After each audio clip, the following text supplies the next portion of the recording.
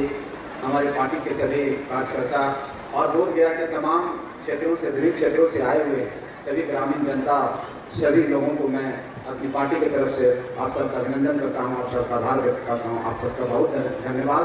और ख़ास करके स्कूल के जो संस्थापक हैं, स्कूल के जो टीचर्स हैं, जो मुझे इस काबिल समझा कि आप सब ने मुझे यहाँ बुलाया, आप सबको बहुत बहुत आभार, बहुत बहुत धन्यवाद।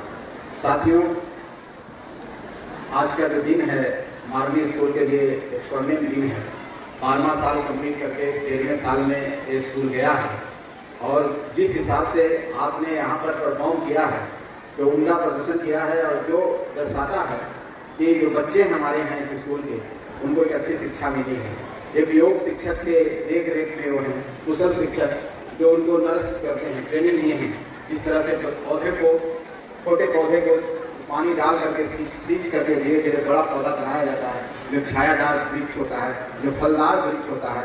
उसी तरह से बच्चे भी एक तरह से वो छोटे पौधे हैं, एक मिट्टी के समान है, जिसको शिल्पकार अपनी कला के माध्यम से, कलाकृतियों से एक ऐसा मूर्ति बनाता है जिसे देश दुनिया पूछती है, जिसको लोग आदर से देखते हैं। तो शिक्षक भी अपने बच्चों को ऐसे ही बनाने का काम करते हैं जिसे पूरी दुनिया देखती है, पूरी दुनिया पूछती है, जिसका नाम पूरी दुनिया में होता है, जिसका डंका पूरी दुनिया में बजता है। ये शिक्षक का काम होता है, ये स्कूल का काम होता है। स्कूल एक ऐसी जगह होती है जहाँ पर कोई ऊंच नीच, कोई भेदभाव नहीं होता है, कोई जात पात नहीं होता है।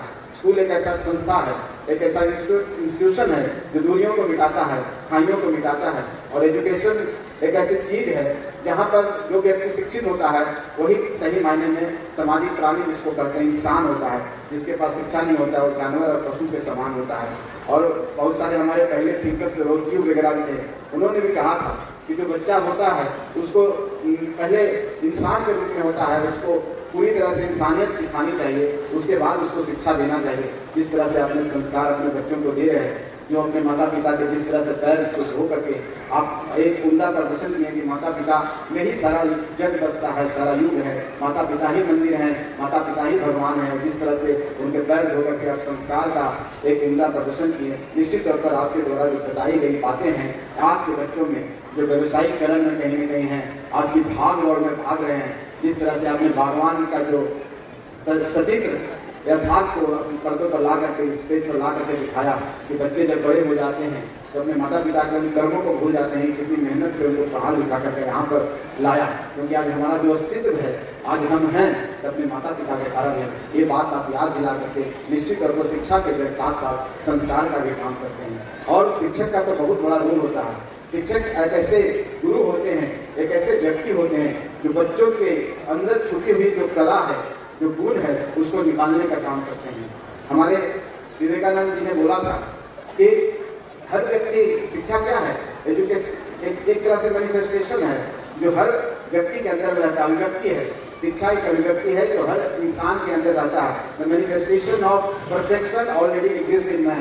कहने का मतलब है कि हर इंसान में, हर बच्चे में खासियत होती है, उसको बाहर निकालने का काम शिक्षक करता है। यही सही शिक्षक का काम होता है और यही काम हमारे शिक्षक करके हम लोग को आगे बढ़ाते हैं। हम आगे बढ़ करके अपने देश की सेवा करते हैं। अब्दुल कलाम ने भी कहा था, जो हमारे भारत रत्न है और जिनको हम मिसाल मैन से जानते हैं, कि अंतिम पंक्ति में बैठता हुआ व्यक्ति, जो बच्चा है, जो व्यक्ति है, वो सबसे ब्राइटेस्ट स्टूडेंट होता है, सबसे ब्राइटेस्ट, लेकिन उसको हम जान नहीं पाते हैं क्योंकि सबसे अंतिम पंक्ति में बैठा है। शिक्षक का वो काम होता है कि जो अंतिम पंक्ति में बैठा हुआ जो बच्चा जो डूबता हुआ है, सर झुकाए हुए है, उसको आगे ला करके स्टेज पर खड़ा करके ऐसा बना दें, वो चमकना शुरू कर दे, ऐसा परफॉर्म करें कि पूरी दुनिया उसकी गुणगान करे। ये शिक्षक का महत्व होता है, ये स्कूल का महत्व होता है। और हम समझते हैं इन सारी बातों में, जैसा कि एजुकेशन का मतलब ही होता है कि जो हम आज लिबर्टी, इक्वालिटी, फ्रेटर्निटी की बात कर रहे हैं, जस्टिस की बात कर रहे हैं, सही मायने में डेमोक्रेसी जो है हमारे देश में,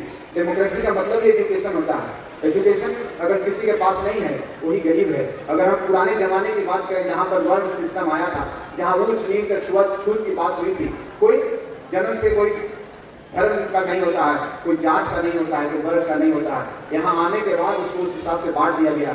उस समय जो पढ़े लिखे व्यक्ति होते थे, जिनके पास शिक्षा होती थी, वो शिक्षित व्यक्ति ही ब्राह्मण होते थे और अपने लिए सेवक ढूंढते थे जो कम पढ़े लिखे होते थे, जिनको हम आउटकास्ट बोलते थे। आउटकास्ट का मतलब जिसको दलित बोला जाता है, जिसको SC ST बोला जाता है, जिसको अनुसूचित जाति जनजाति बोला जाता है, जो शुद्ध आज बोलते हैं उसको हम अपनी सेवा में लगा देते थे। बस इतना ही फर्क है और कुछ नहीं है।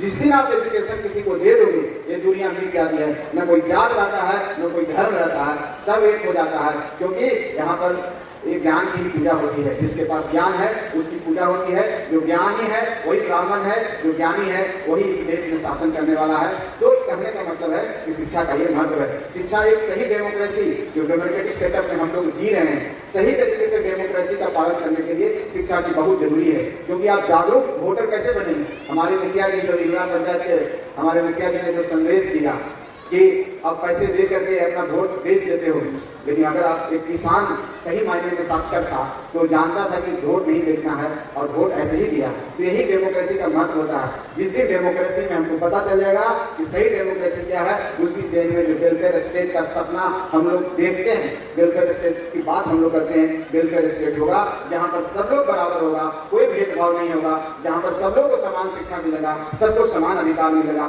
सबको समान न्याय मिलेगा, जो भारत के संविधान ने हमको दिया है। जो भारत के संविधान हमारा 29वां संविधान है, 15-16 जो संविधान है हमारा 21वीं संविधान है, जो आर्टिकल 21, 15, 16 और 29 ये सब हमको गारंटी देता है। जो हमारा directive principle of state policy 45 कहता है हर कोई को एक कंपल्सरी एजुकेशन देना चाहिए। ये सब बातें हम सबको शिक्षा ही देता है और समझाता है, इंसानों में फर्क समझाता है। अब देखिए हम जो इंसान पढ़ा लिखा होता है, शिक्षित होता है, जागरूक होता है, उसके हाव भाव व्यवहार कैसे होते हैं। और जो व्यक्ति पढ़ा लिखा नहीं होता है उसके पास बहुत ही पैसा आ जाते हैं, लेकिन उसको पता नहीं है कि पैसे का सदुपयोग कैसे करें। वो पैसे का दुरुपयोग करता है और उनके बच्चे भी उसी तरह से हो जाते हैं। लेकिन जो इंसान पढ़ा लिखा होता है, जिनके गार्जियन जागरूक होते हैं, गरीब भी होते हैं, अपने बच्चे के पीछे मेहनत करते हैं, एक सपना देखते हैं, एक कल्पना करते हैं, एक विजन होता है उनके पास कि आने वाला समय में अपने बच्चों को हम डॉक्टर बनाएंगे, आने वाला समय में अपने बच्चों को IAS IPS बनाएंगे। ये विजन पढ़ाई लिखाई से आती है,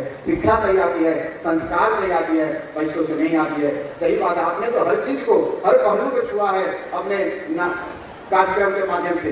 आपने ये सिखाया है कि पैसा तो सब जल जाता है, पैसा तो चोरी हो जाता है, लेकिन ज्ञान जो है उसको कोई नहीं चुरा सकता है। आपने हर धार्मिक भावनाओं को छुआ है, आपने आध्यात्मिक भावनाओं को छुआ है, आपने राजनीतिक भावनाओं को छुआ है, आपने आर्थिक विषयों को छुआ है, आपने शैक्षणिक और कल्चरल जो हमारा विषय है। कहने का मतलब है कि पूरी दुनिया को, पूरे समाज को एक मंच पर आपने इस तरह से परोया है। ये दिखाता है, ये दर्शाता है कि माननीय स्कूल के जो संस्थापक हैं, जो डायरेक्टर हैं, जो प्रिंसिपल हैं, जो वाइस प्रिंसिपल हैं, जो उनके शिक्षक हैं, कितने काबिल हैं और कितने दूरदर्शी हैं, कितने विजनरी हैं, और उनका जो विजन है और जिस तरह से आपने सरहद पर उन सोल्जरों को भी दिखाया है कि अपने देश की रक्षा के लिए सीने पर गोली खा करके, उन माँ को भी दिखाया है, उस बेटी को भी दिखाया है कि मैं भी देश की रक्षा करूंगी। एक कहीं दर्शाता है कि आपने कंप्लीट इंडिया का जो कंसेप्ट है, वंदे मातरम जिसको हम लोग कहते हैं, जय हिंद कहते हैं, कंप्लीट आपने उतार दिया है, पूरा संस्कार आपने उतार दिया है। और मुझे लगता है कि आप इस तरह का शिक्षा अपने बच्चों को दे रहे हैं, तो बच्चे जो आपके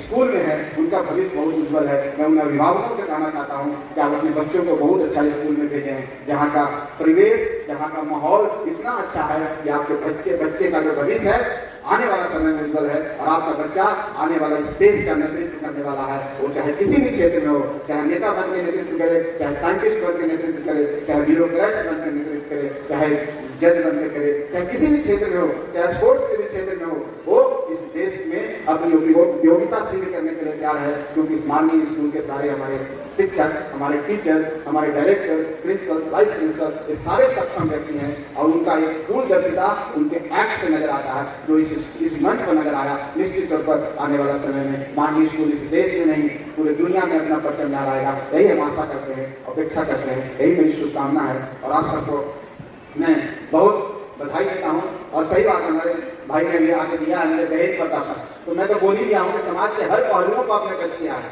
चाहे वो दहेज हो। सही बात है कि जिस तरह से दहेज की बात उन्होंने कहा था, और विजय जी का बेटा ही खुद बोला है कि हम पिताजी मेरी शादी दहेज लेके नहीं करना, उन्होंने एक्सेप्ट किया है। एक मिसाल तो उन्होंने दिया ही है कि हम दहेज नहीं लेंगे, ये अच्छी बात है। और किसी को भी कोई दहेज नहीं लेना चाहिए, क्योंकि इंसान में शादी होती है, दो इंसानों में आपसी समझौता होता है, परस्पर सहयोग होता है, दो परिवार का मिलन होता है, इसमें कोई मैटेरियलिस्ट वस्तु नहीं आता, कोई दहेज नहीं आता है तो पैसा नहीं आना चाहिए। रिश्तों का खटास जो होता है पैसों से नहीं होना चाहिए। रिश्तों का जो मिठास है वो आपसी सहयोग से, समन्वय से, प्यार से बढ़ता है, ना कि कोई दहेज से बढ़ता है। इसलिए हम तो यही कहेंगे, जिस तरह से विजय जी ने शपथ लिया है, हम सबको इस हॉल में जितने लोग हैं सबको शपथ लेना चाहिए कि हम सबको दहेज नहीं लेना है। हम सबको एक ऐसे समाज बनाना है जिस समाज की कल्पना कभी महात्मा गांधी जी ने किया है, जिस समाज की कल्पना बाबा साहेब अम्बेडकर ने किया है। वो ऐसा समाज जहाँ पर कोई ऊंच नीच और भेदभाव और छुआछूत नहीं होगा। सिर्फ इंसान का परिचय उसके कर्मों से होगा, उसके कामों से होगा, उसकी योग्यता से होगा। सबको सिर्फ माहौल मिलना चाहिए, सबको समान शिक्षा मिलनी चाहिए। और सरकार इसको अग्रसर है, सरकार कोशिश कर रही है। हम लोग का जो भी विभाग है, अनुसूचित जाति जनजाति विभाग, हम लोग भी कोशिश कर रहे हैं उन बच्चों को जो समाज में पिछड़े हुए हैं उन लोगों को पढ़ाने के लिए, उन लोगों को अच्छी तरह से परवरिश करने के लिए हम लोग की सरकार पूरी कोशिश कर रही है। हम लोग के पूरे बिहार में अभी 87 ऐसे आवासीय विद्यालय चल रहे हैं जहाँ अपने बच्चों को रख करके हम लोग शिक्षा देने का काम कर रहे हैं। तो एक नट से नहीं कहना चाहते हैं कि शिक्षा ही ऐसी पूंजी है, शिक्षा ही ऐसी वस्तु है, शिक्षा ही ऐसा ज्ञान है जो इंसान के पास रहेगा तो चमकेगा। अगर शिक्षा नहीं है तो इंसान को कुछ नहीं है, उसकी कोई अहमियत नहीं है, उसकी कोई महत्व नहीं है। इसलिए सब लोगों को शिक्षा अर्जित करनी चाहिए। 2 वक्त की रोटी में 1 वक्त की रोटी नहीं खाएंगे, लेकिन अपने बच्चों को पढ़ा लिखा देंगे, क्योंकि आपके पास कुछ नहीं रहेगा। आपका बच्चा अगर पढ़ लिख जाएगा तो पूरी दुनिया, पूरा समाज आपको याद करेगी। जिस तरह से हम लोग आज अगर अब्दुल कलाम जी को याद कर रहे हैं, विवेकानंद जी को याद कर रहे हैं, महात्मा गांधी जी को याद कर रहे हैं, बाबा साहेब अम्बेडकर जी को याद कर रहे हैं, तो उनके किए हुए कार्यों के लिए याद कर रहे हैं, तो आपका बच्चा भी इस तरह से कोई काम करेगा, आपका बेटा भी इस तरह से कोई नाम रोशन करेगा, तो उसको लोग याद करेंगे और सदियों तक उसको याद करेंगे। इसलिए सब लोग एक साथ होकर के सिर्फ इस विषय में सोचना है कि हम अपने बच्चों को अच्छी शिक्षा दें, संस्कार दें, ताकि एक अच्छा इंसान बने और ऐसा इंसान बने जो समाज में अपनी उपयोगिता शामिल करे, ना कि समाज में जिस तरह के लोग आज होते हैं, जिस तरह की आज हम लोग कहीं कहीं घटनाएं देखते हैं, देख करके मन द्रवित हो जाता है। स्कूल ही ऐसा जगह है जहाँ बच्चों को संस्कार सिखाता है, बच्चों को सेवा का भाव होता है, और ऐसे ऐसे स्कूल को आगे बढ़ना चाहिए, क्योंकि सरकार भी अपना प्रयास कर रही है। एक जो प्राइवेट स्कूल है उनका भी योगदान कम नहीं है, वो भी अपने तरीके से इस तरह से काम कर रहे हैं। आज के व्यवसायिक दौर में बहुत सारे ऐसे विद्यालय हैं, ऐसे कोचिंग सेंटर हैं जो सिर्फ आर्थिक पैसों के लिए कुछ न कुछ अपने स्कूल खोल करके सिर्फ समय का जाया करते हैं। लेकिन आज भी हमारे विजय जी जैसे, अजय जी जैसे एक ऐसे गुरु हैं जो दिल से पढ़ाते हैं, दिल की बात सोचते हैं, क्योंकि जब दिल से कोई बात निकलती है तो निश्चित रूप से समझ में आती है और दिखता है। जिस तरह से बच्चों को एक्ट में भी दिखा, जो भारत का पूरा समावेश था, सारी सामाजिक पहलुओं को पकड़े हुए था, लगता है कि वो एक अच्छे इंसान है और एक अच्छा इंसान ही अच्छा शिक्षा दे सकता है, क्योंकि अच्छे इंसान तभी बन सकता है जब खुद उसके पास अच्छी शिक्षा हो। तो हम समझते हैं, हम अभिभावकों को भी धन्यवाद देते हैं कि आपने एक अच्छे स्कूल का चुनाव किया है, एक अच्छे टीचर का चुनाव किया है। आपके बच्चे का भविष्य उज्ज्वल हो, इन्हीं शुभकामनाओं के साथ आप सबको बहुत बहुत धन्यवाद। खास करके स्कूल के सारे शिक्षक को, सारे इस मैनेजमेंट में जो स्कूल के मैनेजमेंट हैं, स्कूल के बच्चे जो इस एक्ट किए उनको, प्रिंसिपल साहब को, डायरेक्टर साहब को, वाइस प्रिंसिपल को, जो संचालन कर रहे हैं उनको,